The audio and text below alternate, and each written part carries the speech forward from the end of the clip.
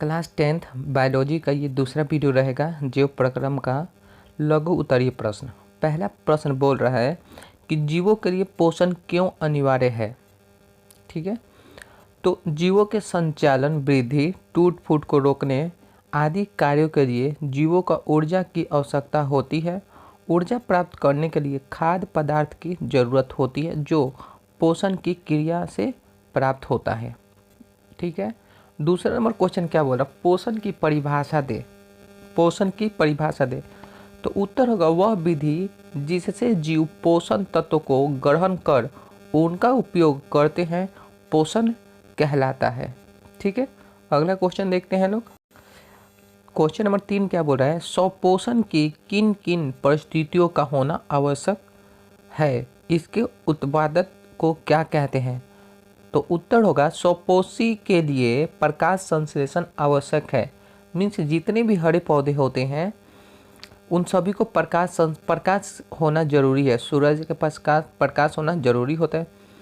फिर क्या, हरे पौधे सूर्य के प्रकाश की उपस्थिति में क्लोरोफिल नामक वर्णक से कार्बन डाइऑक्साइड CO2 और जल के द्वारा कार्बोहाइड्रेट का निर्माण करते हैं। इस क्रिया में ऑक्सीजन गैस बाहर निकलता है।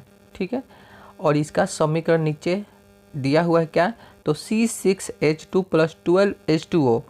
ठीक, सूर्य का प्रकाश और क्लोरोफिल C6H12O4 + 6H2O + 6O2। उसके बाद नीचे क्या है, स्वपोषी पोषण की आवश्यक परिस्थितियाँ, सूर्य का प्रकाश, क्लोरोफिल, कार्बन डाइऑक्साइड और जल इसके उपभोधक आणविक ऑक्सीजन होती हैं। ठीक है, अगला क्वेश्चन देखा जाए। क्वेश्चन नंबर 4 क्या कह रहा है, परपोषण से आप क्या समझते हैं। तो उत्तर होगा कोई जीव अपना पोषण के लिए अन्य जीवों पर आश्रित रहता है तब वह पोषण कहलाता है। और यह 3 प्रकार का होता है, परजीवी पोषण, मृतजीवी पोषण, प्राणी संपोषी पोषण। ठीक है, अब आइए मृतजीवी पोषण किसे कहते हैं। तो मृतजीवी पोषण उसे कहते हैं जो सड़े गले वस्तुओं को खाकर, चीज़ों को खाकर अपना भरण पोषण करते हैं। ठीक है, उसे मृतजीवी पोषण कहते हैं। जैसे नागफनी का पौधा हो जाता है, कवक हो जाते हैं इत्यादि। आप लोग ये भी आंसर लिख सकते हैं लोग जो लिखा हुआ है। अगला देखते हैं लोग 6 नंबर क्वेश्चन। क्वेश्चन नंबर 6 क्या कह रहा है, परजीवी पोषण किसे कहते हैं। तो उत्तर होगा जब कोई जीव किसी दूसरे जीव से अपना भोजन प्राप्त करता है तो पोषण की इस विधि को परजीवी पोषण कहते हैं। ऐसे जीवों को परजीवी कहते हैं जैसे मच्छर बाह्य परजीवी एवं पृथक कृत्रिम परजीवी के उदाहरण होते हैं लोग। क्वेश्चन नंबर 7 देखते हैं लोग, प्राणी संपोषित जीव किसे कहते हैं। तो बाबू इस विधि में वैसे जीव आते हैं जो ठोस एवं द्रव के रूप में अपना भोजन ग्रहण करते हैं, उसे प्राणी संपोषी जीव कहते हैं। जैसे कि मेढक, मनुष्य इत्यादि क्या होते हैं, प्राणी संपोषण जीव में आते हैं लोग। ठीक है, जो लिक्विड और मांस भी खा सकते हैं लोग। अगले नंबर क्वेश्चन देखते हैं लोग। 8 नंबर क्वेश्चन क्या बोल रहा है, प्रकाश संश्लेषण से आप क्या समझते हैं।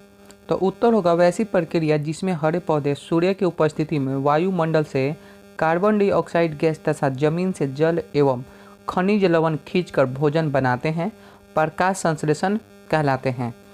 हरे पौधे में हरित लवक के कारण पौधे प्रकाश संश्लेषण की क्रिया करते हैं। इसमें सूर्य की ऊर्जा की सहायता से प्रकाश संश्लेषण में सरल कार्बनिक अणु कार्बन डाइऑक्साइड और जल का पादप कोशिकाओं में स्थितीकरण कार्बनिक अणु ग्लूकोज में होता है। प्रकाश संश्लेषण का समीकरण आपके सामने नीचे रहा। ठीक है, आगे देखते हैं लोग।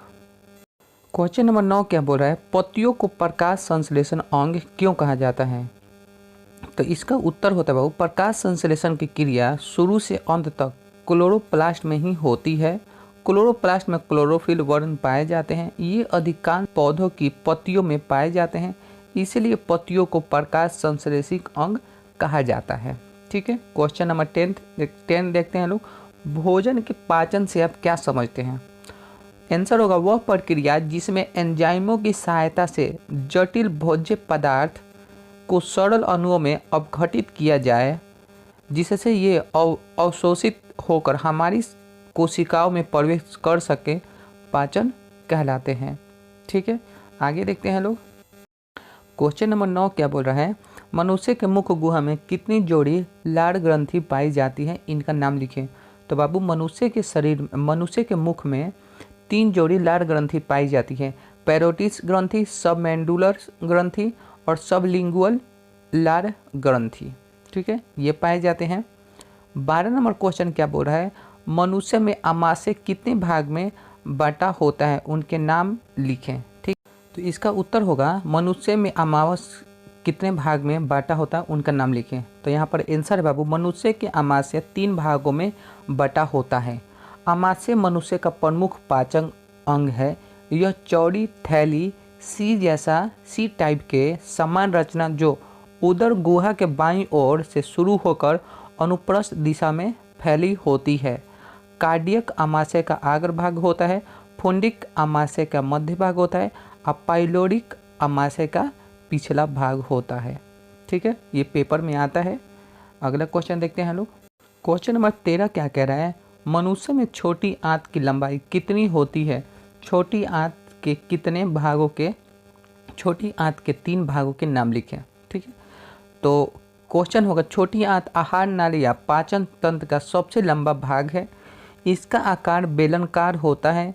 इस भाग में पाचन की क्रिया पूर्ण हो जाती है तथा पचे हुए पदार्थ का अवशोषण होता है। इसकी लंबाई लगभग 6 मीटर तथा चौड़ाई 2.5 सेंटीमीटर होती है।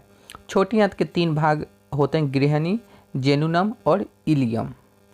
तो ये आज हम लोग का क्वेश्चन खत्म होता है। अगला हम लोग देखेंगे लोग दीर्घ उत्तरीय प्रश्न। तो आज के लिए इतना ही, बाय।